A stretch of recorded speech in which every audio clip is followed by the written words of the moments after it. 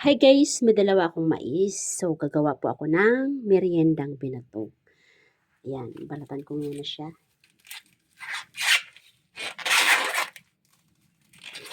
Siya guys.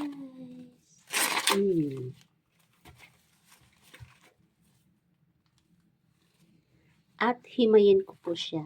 Ito po.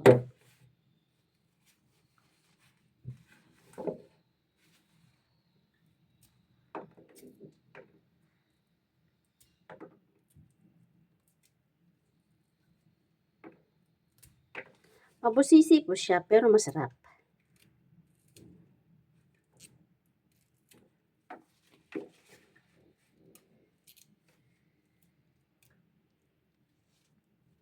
Pipisa.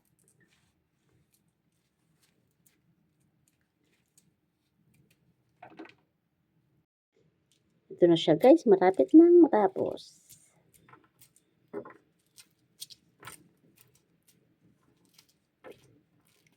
Mabusisi siya po pero masarap.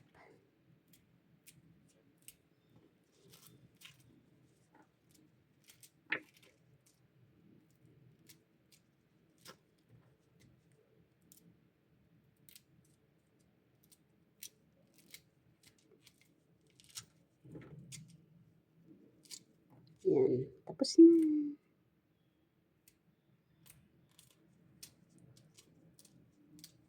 Yan. Then, hugasan ko natin. Ayan dito. Ayan dito. Ayan po ang aming tubig. Ayan. Yan, pakuluan po natin. Lagyan po natin ng kaunting asin. Pampalasa po yan.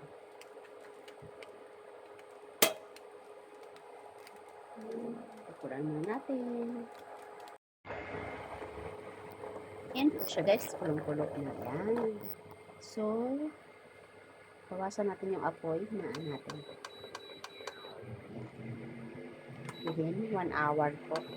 Isang oras po yan papakulo. Para lumaki. Ay, ito na guys. Medyo malapit na siyang maluto. So, nasa sa inyo po guys kung maglalagay kayo ng ng tapioca or tawag this basta tapioca na po. Yung ginagawang pang-inom. Yan. Ako po sinaglagay ako ng konti lang pang pang kulay po ba.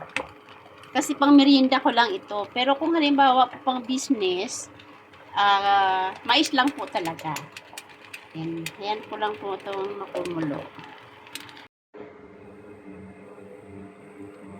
Ayan po yung kulay niya. Ang ganda. So, maglalagay po ako ng rock sugar. Ito pong rock sugar ang nilagay ko kasi medyo may honey na yan eh. Kaunting tamis lang po yan. Na. Pure, po yan, sugar cane. So, boiled lang po natin, kunting oras na lang. Yan. Ito lang guys, maglalagay ako ng gata.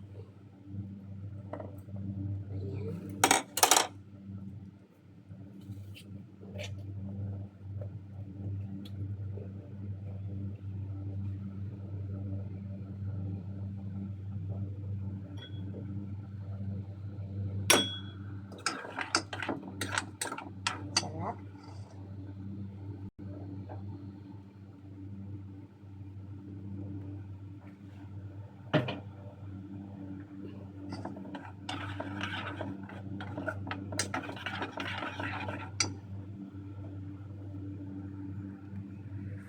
Tapos siya guys, oh.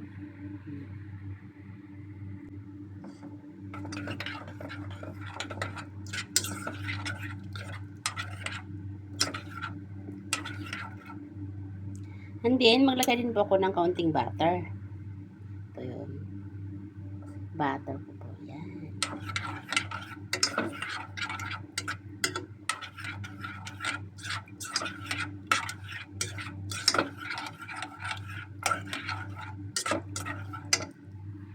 Pakuluan po natin ng konti.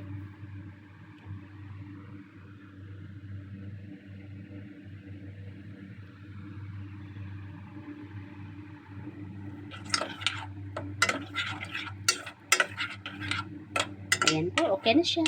Ayan, let's see. Ayan na guys, ang aking binatog. Kain na tayo, is so creamy.